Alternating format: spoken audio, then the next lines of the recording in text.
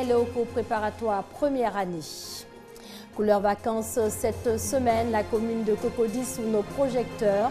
Le Sénégal a un nouveau Premier ministre, il s'agit d'Aminata Touré, 50 ans, elle a été nommée hier. Mesdames et messieurs, il est 19h30, bonsoir et bienvenue dans cette édition. C'est parti, démarrage des inscriptions ce matin pour la maternelle et le cours préparatoire première année. Pour cette première journée, les parents d'élèves ne se bousculent pas aux portes des établissements scolaires. C'est le constat fait par notre équipe de reportage conduite par Michel Digré.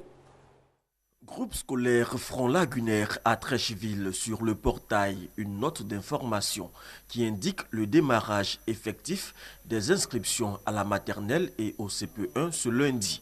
Mais dans la cour d'école, les parents d'élèves manquent à l'appel.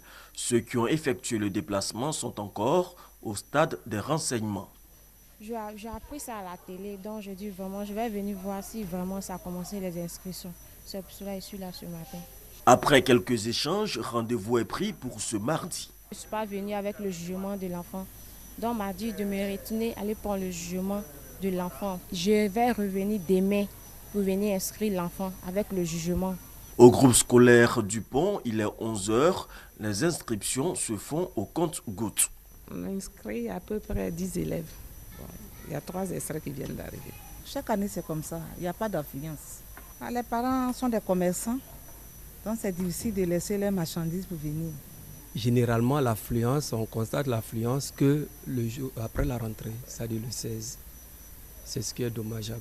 À Cocody, au groupe scolaire Château d'Eau, c'est le même son de cloche. Les responsables révèlent que seulement 12 inscriptions ont été enregistrées ce jour.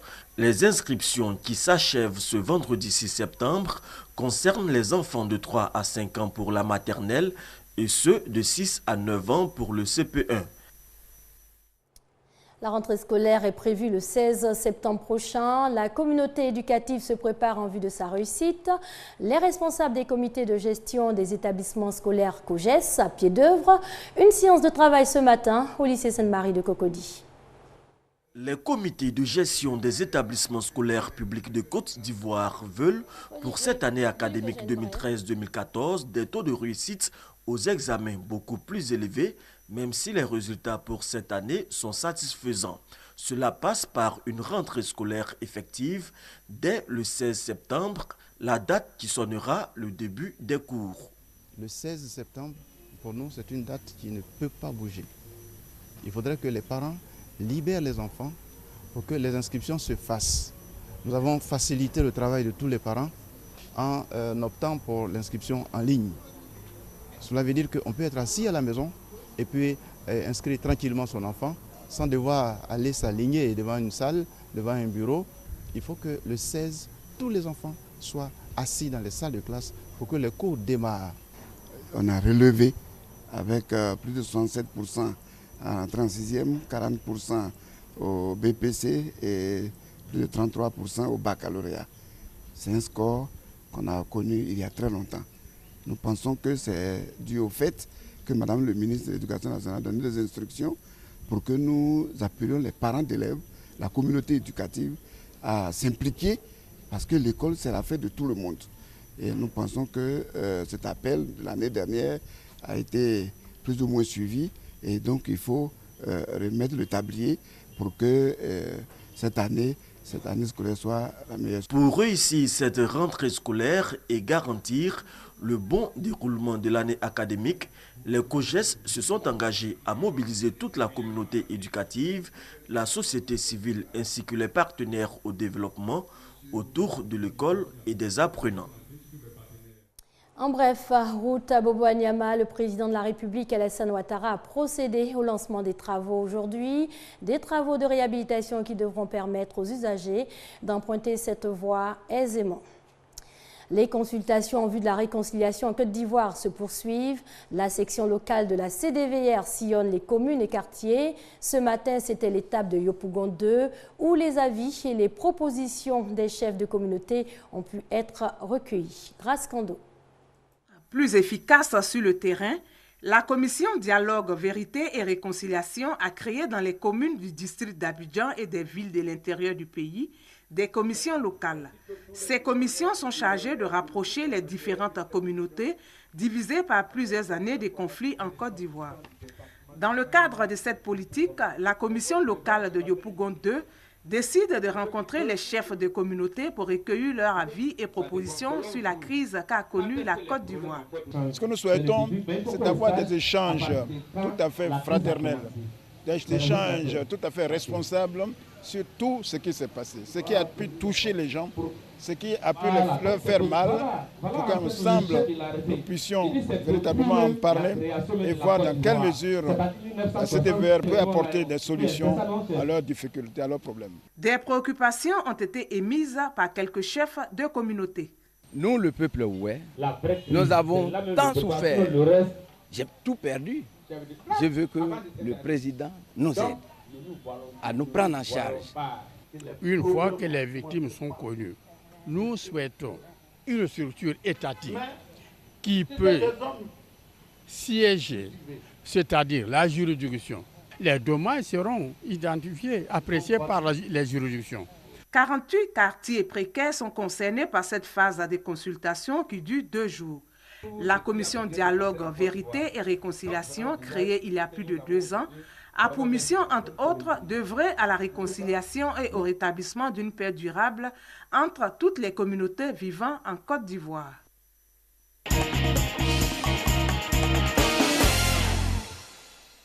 Voilà qui annonce les couleurs. Cette semaine, les projecteurs de RTI2 sont braqués sur Cocody. Cette commune réputée pour ses quartiers résidentiels abrite les locaux de la télévision ivoirienne. L'une des particularités de la commune, ses parcs et jardins. Laetitia Manglé nous en dit plus. Les espaces verts et jardins publics de la coquette Cocody font peau neuve.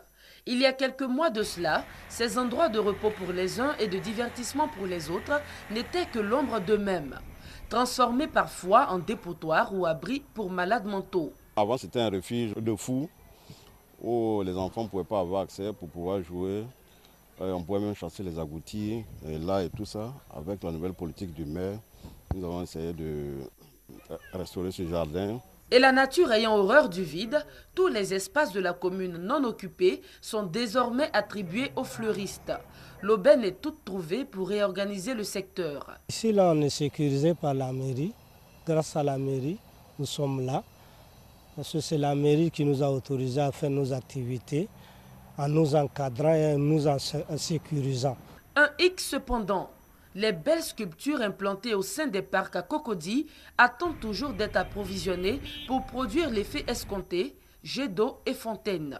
Une situation qui laisse un goût d'inachevé au plaisir du résident et même du visiteur. Il faudrait que le maire arrive à faire quelque chose pour qu'il y ait la fontaine, au moins dans les jardins publics. Vraiment, cela fait que tout est beau, tout est joli à voir. La mairie doit réhabiliter la fontaine parce qu'elle n'est pas là pour ne pas fonctionner sans eau. Donc la mairie doit se charger au moins de faire couler l'eau tous les soirs pendant les 18h. Cocody refait donc sa mue après plusieurs années de décrépitude. L'étape de la réhabilitation des parcs et jardins marque ainsi le début d'une vie plus gaie pour les riverains. Direction à présent la capitale du district des montagnes, manquée à abriter la 19e édition de Vacances Culture. 11 disciplines artistiques et culturelles au menu. Grand vainqueur de ce festival, la compagnie Diomandé de Zouaounien, envoyé spécialement Franck Quadio. Scène de joie légitime, la compagnie Diomandé de Zouaounien est sacrée Grand Prix de la cohésion sociale pour la 19e édition de Vacances Culture dans la ville de Mans. Un parcours sans faute pour les poulains du maire Zrapa Roger. Sur 11 disciplines, les jeunes artistes venus de Zouaounien glanent 4 lauriers. Un travail qui était préparé sur une longue durée et donc quand ça paye, il n'y a rien de plus que d'être heureux. Jeunesse, diversité culturelle et cohésion sociale, le thème retenu pour cette édition aura été artistiquement disséqué par les différentes troupes. De quoi satisfaire l'initiateur, le ministère de la Culture et de la Francophonie. La culture, c'est la vie, la culture, c'est l'existence. Et ce n'est qu'un début. Vacances Culture 2013 baisse donc les rideaux. Le rendez-vous est pris pour 2014 dans la région du Béquet. Vacances artistiques à l'INSAC, une cérémonie ponctuée par des prestations variées pour marquer la fin de ces activités de vacances.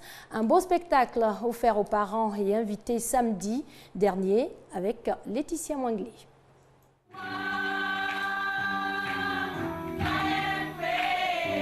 Permettre aux enfants de 3 à 11 ans de passer des vacances saines et culturelles, tel est l'objectif que s'est assigné l'Institut national supérieur des arts et de l'action culturelle, INSAC. Ce faisant, cette grande école des arts veut apporter sa contribution à l'épanouissement des enfants pendant ces vacances scolaires. On a voulu les occuper en leur inculquant le sens de la culture, qui englobe un ensemble de choses, la danse, le théâtre, l'art plastique, toutes choses qui concourent au bien-être de l'homme. Après un mois d'encadrement, ce sont des enfants pétris de talent qui ont édifié les parents venus assister à leur représentation finale. Je suis très émerveillée par tout ce qui a été montré ce matin, le talent des enfants. Il y a des enfants même de 3 ans. Vraiment, nous sommes épatés. Le théâtre, la danse, la musique et les arts plastiques sont les disciplines dans lesquelles se sont exprimés les enfants qui se disent heureux d'avoir participé à cette deuxième édition de vacances artistiques. On nous a bien enseigné, nous tous, grands, moyens comme petits. On a joué, on a dansé la danse classique et puis on a chanté. Vacances artistiques 2013, c'est terminé. Rendez-vous est donc pris pour l'édition 2014. Un mot de religion pour refermer la page nationale. Une nouvelle mosquée à Yopougon, un édifice qui permettra aux fidèles musulmans d'aller à la rencontre de Dieu. Inauguration de la mosquée en présence de notre reporter Hamza Diaby. Un édifice religieux pour contribuer à l'éducation spirituelle des musulmans et raffermir davantage leur foi. Ce don est de l'Hadji Karamoko à toute la communauté musulmane et à Allah pour tous ses bienfaits. Une action saluée par l'ensemble des invités, notamment Koné Adama, le directeur général du Trésor et parrain de la cérémonie, et Cheikh Alaïma Bouakari Fofana, le président du Conseil supérieur des imams. Le guide religieux a également exhorté les fidèles à suivre l'exemple de l'Hadji Karamoko, avant de les inviter à faire de ce temple un lieu où règne la paix. C'est en juin 2006 que les travaux de la mosquée Al-Iman de Yopougon résidentielle ont démarré pour prendre fin en 2010. Elle est bâtie sur une superficie de 800 mètres carrés et comprend une grande salle de prière de 2 niveaux, une salle de conférence, des bureaux pour les responsables et une école islamique du CP1 au CM2. À l'étranger, le Sénégal a un nouveau Premier ministre. Aminata Touré, 50 ans, a été nommée hier. Elle remplace Abdoul Mbaye qui occupait ce poste depuis avril 2012. Voici le nouveau Premier ministre du Sénégal. C'est une femme. Elle s'appelle Aminata Touré et c'est elle-même qui a annoncé sa nomination. Monsieur le Président de la République, Son Excellence Monsieur Macky Sall, m'a fait l'honneur de me proposer de diriger la nouvelle équipe gouvernementale. Je voudrais rendre grâce à Dieu et le remercier pour la confiance, la marque de confiance. Et j'ai accepté ce poste avec beaucoup d'humilité. Aminata Touré remplace Abdoul Mbaye qui a été remercié après 17 mois à la tête du gouvernement sénégalais. Rien n'a filtré sur les raisons de son limogeage. La presse évoque son manque d'efficacité et ses éventuels liens avec l'affaire Hissène Habré. L'affaire Hissène Habré, un dossier qu'Aminata Touré connaît bien. C'est elle, en tant que ministre de la Justice, qui a tout fait pour obtenir le procès de l'ancien dirigeant tchadien accusé de crimes contre l'humanité. Elle a aussi supervisé la traque des biens présumés mal acquis par des dirigeants de l'ancien régime, faisant même arrêter Karim Wade, le fils de l'ancien président. Madame Anticorruption est une femme de conviction, mais pour l'opposition, sa nomination est surtout politique. Je crois que le président avait aussi besoin de répondre à la forte demande des militants de son parti qui voulaient un Premier ministre membre de leur formation politique. Aminata Touré est la deuxième femme à être nommée Premier ministre du Sénégal. La première, Mame Mador Boye, a tenu les rênes du gouvernement pendant 9 mois en 2001. La nomination d'Aminata Touré est plutôt bien perçue par les Sénégalais. Elle a quand même prouvé aux Sénégalais qu'elle était une battante. Et elle a ses convictions. Elle va jusqu'au bout. L'essentiel est que le Premier ministre qui est nommé soit capable de répondre aux attentes des Sénégalais. Et les attentes des Sénégalais sont nombreuses. Emploi, santé, électricité, coût de la vie. Celle que l'on surnomme Mimi aura fort à faire pour sortir le pays de la crise à quelques mois des élections locales. C'est la fin de cette édition. Merci à vous de l'avoir suivi. Je vous souhaite une excellente soirée sur RTI2.